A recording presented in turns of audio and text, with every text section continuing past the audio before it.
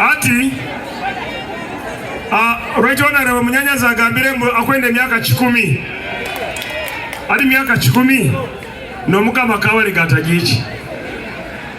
baitu nkwenda kusima muno Munyanyaze Prime Minister anko Akiki Matiaka Saija bakuru bange honorable Okero Riem Minister of Foreign Affairs ogo Bunyoro mujikuru Kabalega Bunyoro bya mukama akole mihanda mine mihanda etakozera agikole ngugu ajja kubakolera emihanda. Then in the Minister of Defense Honorable Sara Mateke ogowewa Kisoroko nina Munyanyaze mukuru wange omubito Akiki Mugasa Minister nuwagabe emirimu ya government nyamutanterera kunsaba emirimu ogo nuwagabe emirimu nyo gwange kwijja mbasigazi kubasomesa mbi. Ninaanu mugenzi wange wa PLU Vice Chairperson wa Northern Region Dr. Lilian Abe kandi ati nawe muzeyi akaikiriza yamukoma wa Minister wa Disaster Preparedness Minister of State. Saide enu nina sister wange Honorable Nambozo we wa Soronko MP wa Soronko akejanka independent baitu muzeyi amuwainemu value ya gama ntumwe na obukama ati nwe Minister wa Karamoja mutamusaba mabati mbesengereza mutamusaba mabati aina mukasabe Prime Minister wetabitire kandi we musita. Saideli nina mukuru wange Frank Gashumba wa PLU Vice Chairman wa Uganda. Deni nina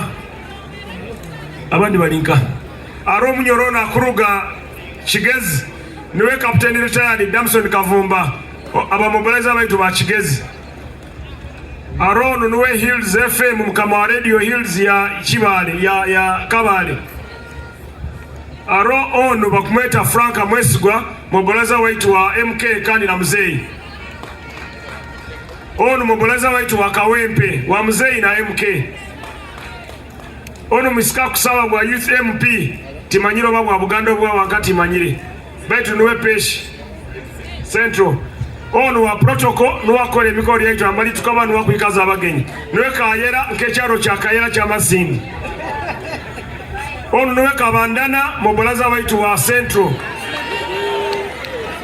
Ono arugire Busoga niwe Mpendu Juma mujukuru wa Kabalege. Abandi muranganyira tukija kuba introducing abobwire right honorable Prime Minister abantu ba Masindi Prime Minister mama aro muntu akutalionza Prime Minister araba abantu ba Masindi bayine ebintu bisatu ebiri agent aro mukuru wange aikaire mutendi kuli bakumeta Tomu Magambo wa Kisarawire Tomu yemera obira abantu engara afande Tomu ogo director wa CID aruga Kisarawire owabutaliyo masanyarazi zili kilomita emu nekishaka kurugana tuli mu municipality Minister of Finance na Prime Minister tuli mu municipality twesengereze mutwereza amasanyaraze Kisarawire abantu abarana abo mukatale kama Masindi bakwikana ni basaba katale ka Prime Minister akatale ijyo tukateke utandike abakarujuti bayina amasanyarazi abakigulya division ebyale bikushiro mwingi kigulya tibina amasanyarazi kandi bya municipality kulo wange bizi tibina amasanyarazi Kamunyungu omwa ngagenda Kamunyungu oko kuzika ijweri zili kilomita 2 kuruga Kijura tibaina amasanyarazi. So Prime Minister tuyamba abantu bano ba masanyarazi akarura gakwija katusange nitwaka kandi abantu ba Masindi kwenda kuwamanyisa nyendu wa generator baitu kandi generator bajitaira line ya masanyarazi ati bigenda kwa kataro okuzima generator kutokota kunu na masanyarazi ga honera banja ga kutagota ati abantu tugenda kutunga mwirima. So kusaba Munyanyaze mukuru wange Prime Minister wa Uganda na Minister of Finance akututera mu sente kiro kya lero barugano bagambire bye tusabire bagenda bituwereza tunuko mubatere mu ngaro. Ati nja kusaba Minister wa Defense eirwaro lya itulinde lyanu lya Masindi Minister of Finance angambire mwikaire ne mubanje irwale ebyo baitu angambire mwe wiki 3 oba ina tugaruka tukole foundation ateka ibale tunuko ati nyo tandikire kora mujja kumpura atara abantu baitu ba Chimengo mwomugenzi Biemaro no historical abarwaine na muzeyi mukisaka bakamuzika Chimengawo baitu Chimengo tuina institute ya muzeyi ya skilling bakaleta transformer jiteka institute aro kilomita 3 kuika mtauni ya Chimengo miaka 40 tibaina masanyarazi kuruga independence yatandikire pakati kandi tuina historical kandi amuhanda kandi balimi baina ebicholi prime minister bakulisa baina amata bakama royal ranch eri mukimengawo so twakonyera abantu ba Chimengo nabo tuba amasanyarazi ebinde bisigaire bangambire kayera tibaina isomero lya secondary ebisigaire murabisaba mu Barwanja nimutwalira prime minister na minister of finance baitu kansabe muntu omu minister omu abazabo aba minister abandi abantu bange nkabaraganiza obutebe nuwo mwikaire obwizire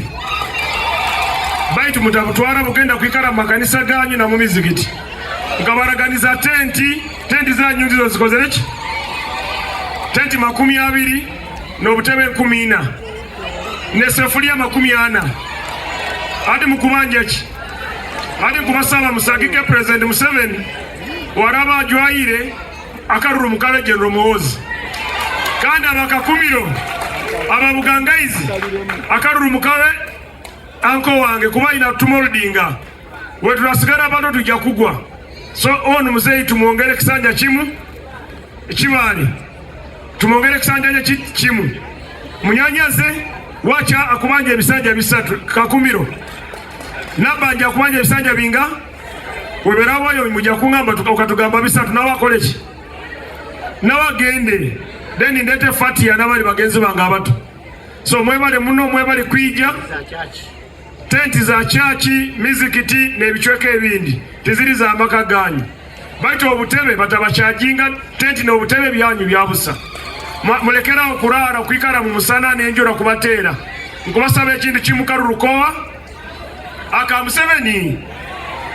support ya Museveni kandi muzeyi angambire gibe mbairege nindaira gendo manyisa Bunyoro na Uganda yona batayiba sente za PDM bazikozese baruge mu bunaku ekyakabiri gamba abantu baitu banyegera abasuma bakwiba sente za government mubanyegere babakwate so ebisigaire prime minister yakwibaza ebya programs za muzeyi so sabirege point 2 zonka